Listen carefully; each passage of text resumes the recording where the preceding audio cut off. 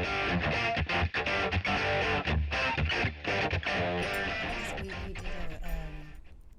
I did something on the radio the other day. It's like, can you speak up, please? Can you speak up, please? Like, I am trying to. I'm doing my best, man.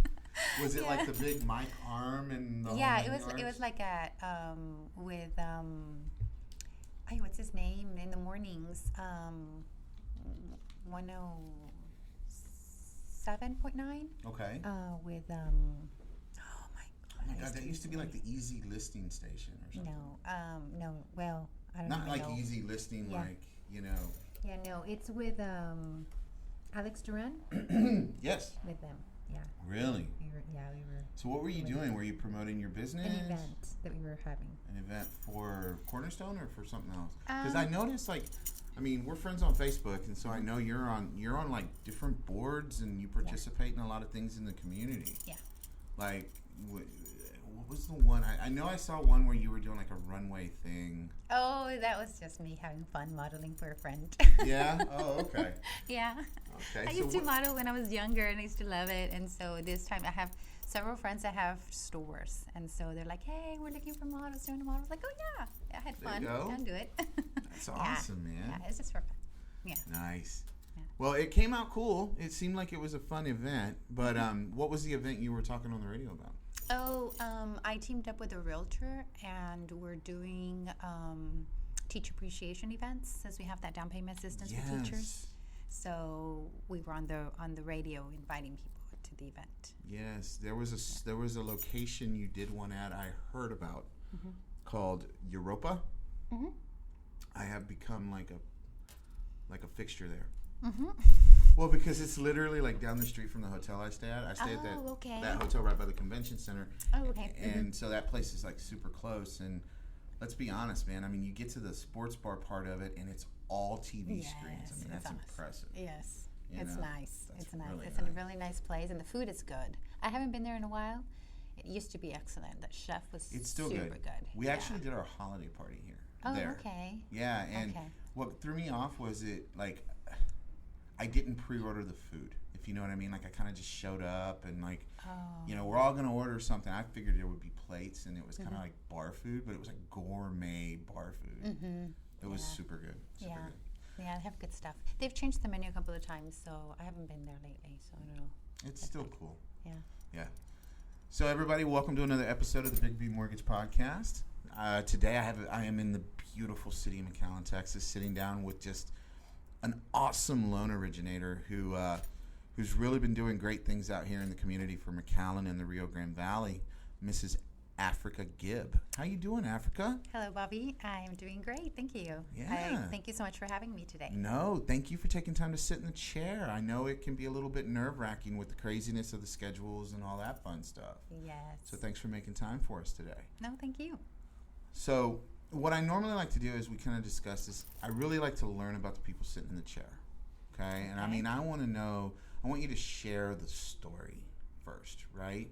And then we can talk about whatever you want. But I mean, I love learning about how people either entered into sales or got into the mortgage business. I think it really carries a very valuable information and relativity to people out there who might be considering getting in, or maybe they thought about it, or things like that. So would you mind taking me on a little history lesson? Sure. About you? Yes. How Awesome. far back do you want me to go?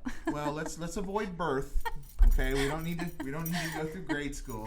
But tell me about your first sales job. Was mortgage lending your first sales job? No. What was that?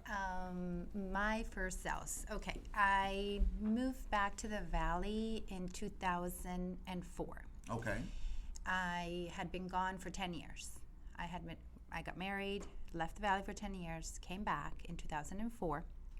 And I had a friend who invited me to a party. I met a person there, a developer, and they invited me to, I was looking for a job, and they invited me to start working with them.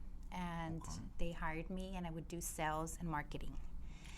For the developer? For the developer. Okay, so is this like new home construction? They did lots. They sold lots. Gotcha. Yeah, they did subdivisions. They had a subdivision in North McAllen, Okay. Villa Cantera. I don't know if you recall. It was a big subdivision there, and it was a while back. So we would sell their lots and Yeah. then sell them to customers or builders, Sure. whoever. And then I also sold some condominiums at the island. Really? Yeah. And then we're doing other developments, Mm-hmm. other new subdivisions, and then the crash. Boom. Yeah. Yeah. There we are. Yeah. And here I am. Oh my God, the crash. Yes. And so after that, I was literally told I had to find a new job. Yeah. They couldn't continue paying me. So I had been invited a couple of times. My sister worked at a bank, Okay. and she'd invited me to several of her bank functions and stuff, and I met her boss, Okay. which was Icha Romero. Yeah. Yes. My girl. Yes. And so she wanted me to come work for her. I had no experience at all on, lending. But she was the one who told me, you know what, I think you would be a great loan officer. I can train you. And that's exactly what she did. She was an awesome trainer Yeah. for us. Did, since the very first day, tons of trainings all the time. And that's how we started mortgage. Nice. Yeah. Yeah, I tell you what, man. She is such a class act. Yes. I mean, as I mentioned before I hit record, I mean, I pursued her for the better part of probably 2 years before I could finally get her to come work with us. Yeah. And it was so worth it. I Yeah. mean, it's been great because she's just, I can't say enough good things. As a matter of fact, after the podcast, I'll show you. She just shot me an email where she got a really sweet testimonial from one of her recent clients. And Oh, I she was never all in those. love. Oh my God, yes. Aren't those great? Yes. It makes all that stress worth it, Yes. doesn't it? Yes, it does. All right, Yes, it so does. sorry, Yeah. I didn't mean to sidetrack. No, it's good. Yeah. So I worked for her for about 4 years, Okay. and then she moved to San Antonio, Yep. and I had been asked to join several mortgage companies, I'm sure. and during that time, but I didn't want to leave my. Okay. Mhm. Yes. So I worked at Lone Star for about 4 years, Mhm. and when Icha left to San Antonio, that is when I decided to make the big move, because it is intimidating when you're going from a salary and commission to 100% commission. And It was that's what scary. you were doing. Yeah. Okay. Yeah. At the bank, they would pay you the salary plus commission. Sure. So that was really nice and comfortable.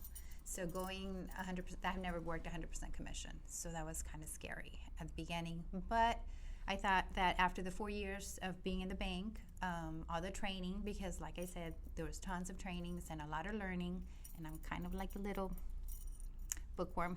Sure. So I like to read a lot, and I used to. I don't have a lot of time right now, but I used to read a lot. Called Audible.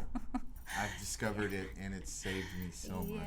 Yeah. I think I'm going to explore that option right Yes. now. So then I was approached by Cornerstone Yep. Home Lending, and the person who had actually done my home loan is the one who wanted me to hire me. Yeah. And so that's when I started back in 2000 so if I worked in 2000 it's been 5 years. Sure. It's been 5 years. It's been 5 years since I've been at Cornerstone, and that's where I'm at. That is some wild tenure, in my opinion. I mean, Yeah. Having been in this industry as long as I have, and even on another podcast that I did with my current boss, he talked about, it was like the up until a certain point, it was like 2 years. It was who can survive the longest, right? Yeah. And you still see that a lot. You still see a lot of people who, they come in, either they milk a draw or they just give up after 1 year. Yeah. And I always thought that was, sometimes it's necessary, but that kind of falls back on the leadership for not really pursuing what that person's passion is. Yeah.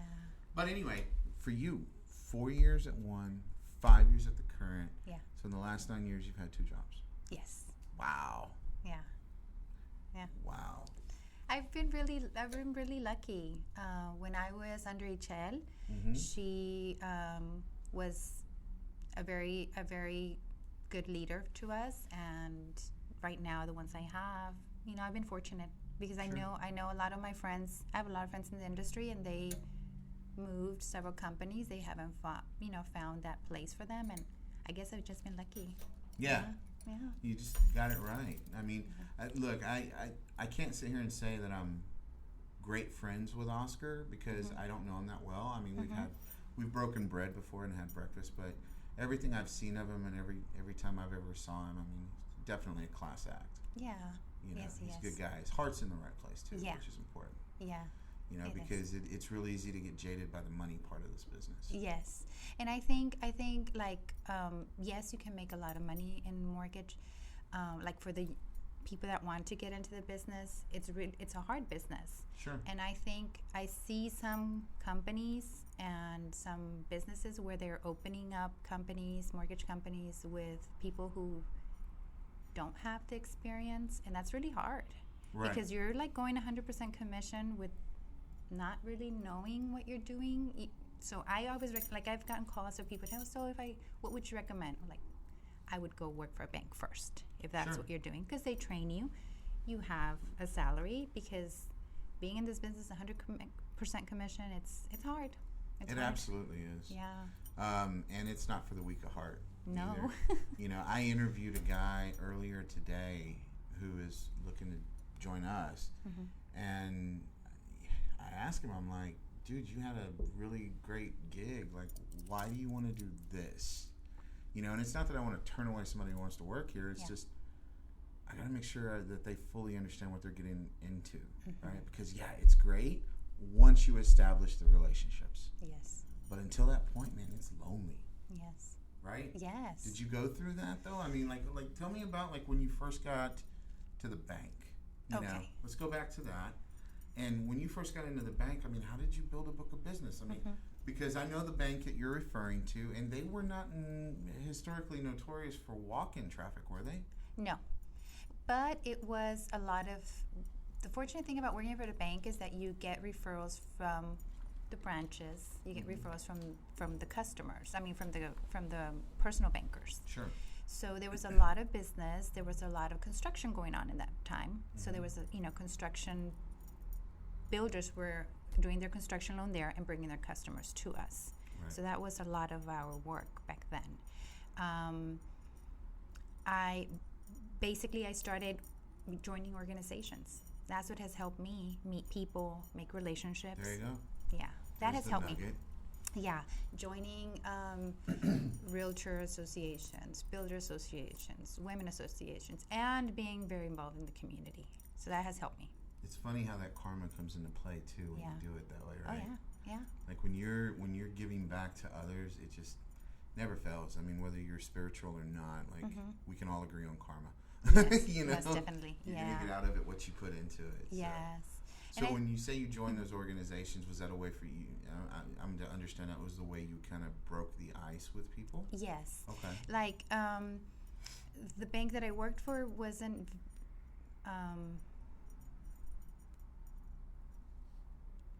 I'm trying to think of a word that's nice. So we're gonna get there. I'm trying to think not to say. So the bank I worked with wasn't very realtor oriented. Was more from the customers and the builders. Okay. So I started joining realtor associations. Gotcha. And I started joining, being very involved, because the bank was very involved in the community and volunteering. And that was part of our culture there at the bank. And I love that. I love the fact that the whole team would go and help out at something, at some event. So that basically helped me get out there, get known, get my name out there, is just volunteering and helping. And it just gradually starts coming back to you. So with that, it was kind of just making people aware that you would meet, of what you did. And because, a lot of times when I talk to producers at your level, it's, well, I make 40 calls a day and I do this and I do that. And, and I'm sure you have done that or some of that, right? But, I love the approach you took in that you went out to the public. Yeah. So in other words, and I know you said you joined realtor events, but when you're doing those other events, when you're doing those other groups, you're basically going consumer direct, right? Yeah. The thing is that I was brought up in a way where my family, my grandparents, I grew up with my grandparents. Okay. With my mom, but we lived like next door to my grandparents, and my grandparents' house was always like full of people. And Gotcha. my grandparents were always about making tons of food, and everyone would come over, and they didn't have a lot of money, but they gave a lot and they got back a lot. Yeah. So, that's just the way I was brought up. And I think when you do it out of your heart, just give, at some point you're going to get. Sure. Not immediate, but at some point. And that's not the thing that you do it because you want to get something, but it just, like you said, it's karma. It just comes back to you. Yeah. Yeah, and that's something that's good to point out is, you don't just do it because you want like a reward. No. Yeah. Like for example, I got kids. I have 3 kids, and my middle one, he is growing quite smart in the sense of I'll give him a chore, or his mom will give him a chore, and it'll be like, okay, cool. Can I get a surprise if I do this for you? And it's like, no. Because you asked. Yes. So yeah, definitely doing it with your heart in the right place. Yes, because you can do stuff, but if it's not really coming out from your heart and stuff, it's not going to work. I mean, you can't just give to expect things back. Sure. So with all your tenure in the industry, with all the time you've been doing this, at this point in your career, is your book of business mainly past client? Is it equal parts realtor builder past client? How would you describe your book of business right now? It's because obviously you're known, right? Like I don't go anywhere that I haven't heard your name mentioned when it comes to who are the best sellers you work with right now. You know what I mean? So I know you're doing some good stuff. That's neat to know. Yeah. That's neat to know that. It's basically realtors and past customers. Realtors and past customers? Yeah, because I always get that call from, I had a customer who I did a loan at Lone Star, and she was upgrading her home. She was selling, upgrading, so she called me back. She's like, it was really hard finding you because they wouldn't give me information over there, but, I found you through whatever, And so it's a lot of that, a lot of repeat customers, family members, they refer family, past customers refer their family and friends. Yeah. And my realtors. And also, the realtors I work with. That is awesome. Yeah. So at this point in your career, do you still work with any kind of a coach or business coach or anything of that nature? No, not like a coach. No. Okay. I don't.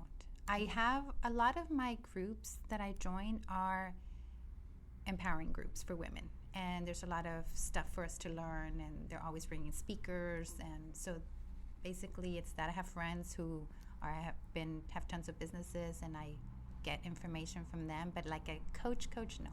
Yeah. I don't have one right now. No. So at this point, are you having to spend a lot of time prospecting, or are you finding that you've got your referral base kind of already established to where, I don't want to call it cruise control because you never stop growing. Yeah. Right? But are you having to dedicate the crazy hours right now, or is it at a point of organic for you?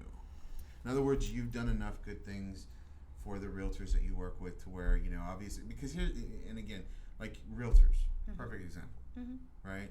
Your realtor relationship can be your biggest referral source, not just from them, but from every realtor they know, and so I guess my question is are you at that point to where you're getting a lot more coming to you, or are you still having to go out and hunt a lot? I still like to do the hunting because you have to maintain yourself out there still. But I have been very blessed where I believe like 80% of my business is coming on its own. Straight up referral base. Yeah. See, that is awesome. Yeah. You know, because again, 9 years. Yeah. Right, total. Yeah. Mm-hmm. I gotta be honest, it's really still not a very long time in the industry. Mm-hmm. It's a long time between two companies, which is phenomenal. But yeah, like you're seasoned, but you're not like hardcore veteran. You know? No, there's like some in the company have been like 20 years or more. You know, those are seasoned. I still have a lot to learn. Well, but that's the cool part. Like, even though you're doing great with what you have, you already identified, because I gotta tell you, this Rio Grande Valley area blows my mind. Like, it's on fire right now. I mean, are you seeing that? Yes. Actually, our team is growing. We're getting more people in my team. Really? Yeah. So yeah. It's been good. Yes. When you say more people, like more loan originators, or like more support staff? More support staff. That's awesome. Yeah, because I don't want to right now get another loan officer. At some point I will, but right now I'm training somebody. I want to mold them a little bit more my ways, and then get another one to follow up with leads and all that stuff to help us out. So how many are in your team currently? Just one. I just have one assistant, and then we're getting a second one. Yeah. So do you co-manage the branch with Oscar, or is he? Okay. No. I just wanted to make sure. No. Okay. You're just managing your team. Yes. That's enough for you right now. I don't like managing. No. You don't want to manage that. Okay. No. I even offered like, do you want to come and manage this branch? Oh like, no, God. thank you. Yes.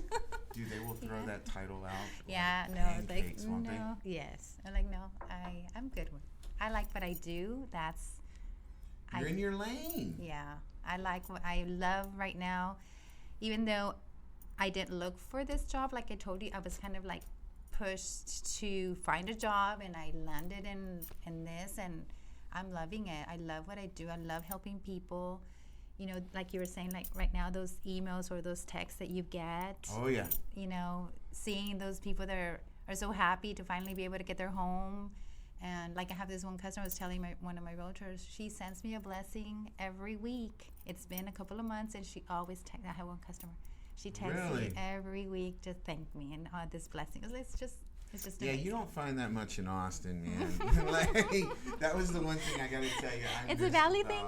It's a total South Texas thing, man. I mean, when because as I mentioned, I cut my teeth here, right, in mortgage.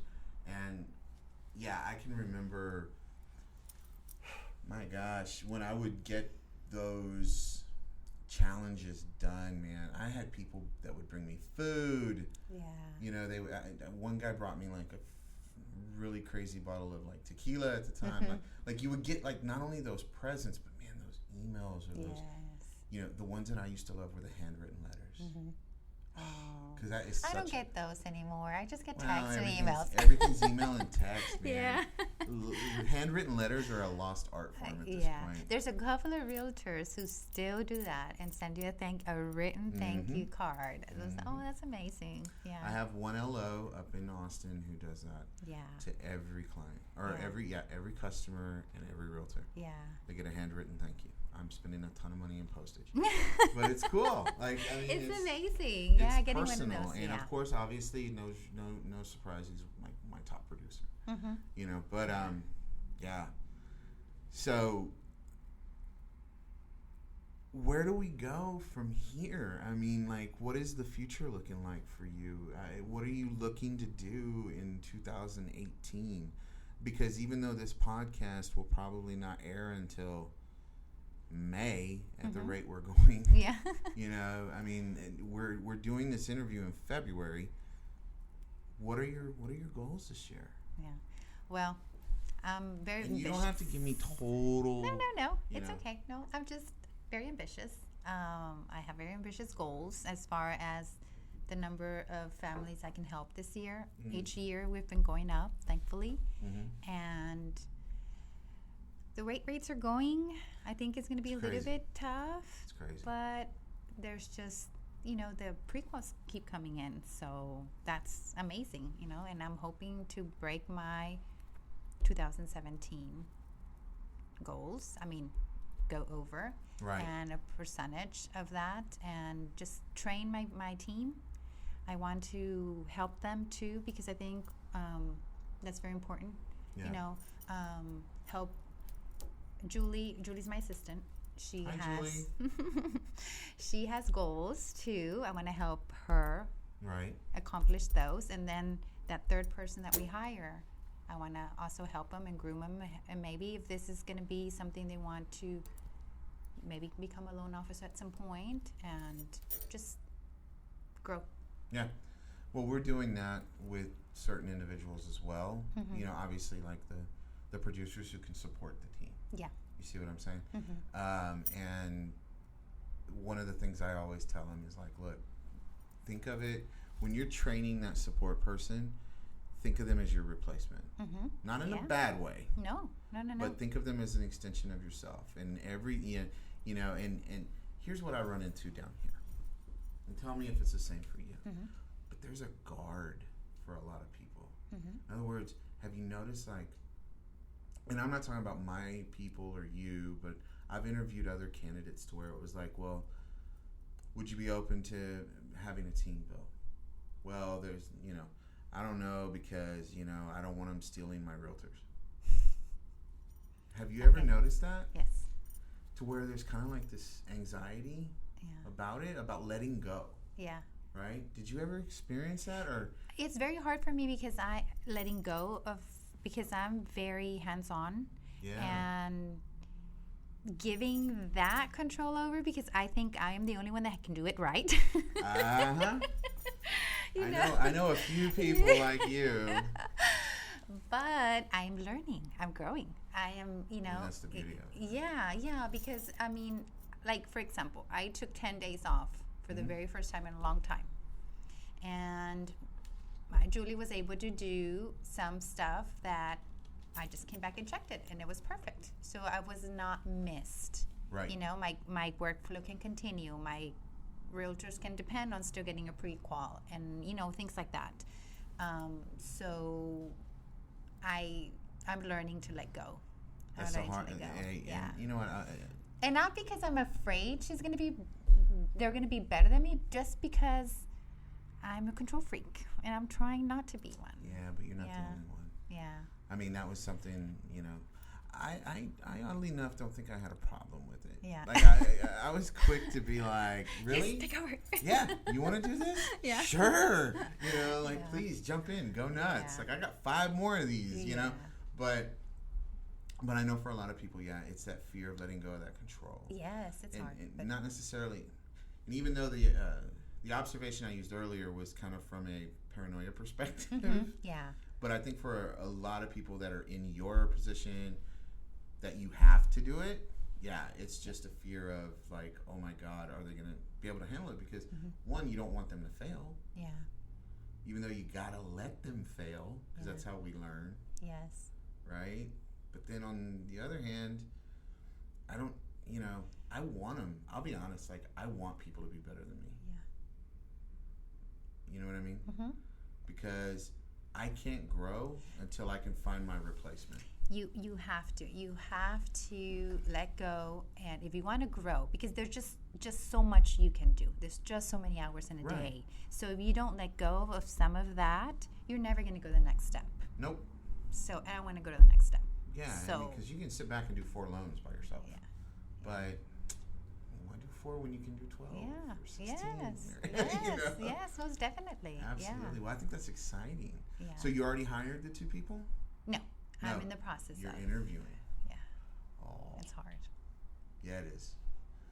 Because I want somebody that I can train. I'm not looking for experience. I'm just looking for somebody smart, willing to work, and they're willing to work and put in that extra is hard to find. Girl, have you ever heard of DISC profiles? No. Okay. So after the podcast, I'm going to show you what I use for anybody, whether it's an LOA, an admin, a loan officer. We use the DISC. Okay. And it's phenomenal because it really breaks down kind of the ways to communicate with that person. So it's something that maybe, and you can get them for free. So it's really good. So okay. I'll do that afterwards. I appreciate it. So what else do you want people to know about you before we wrap this up?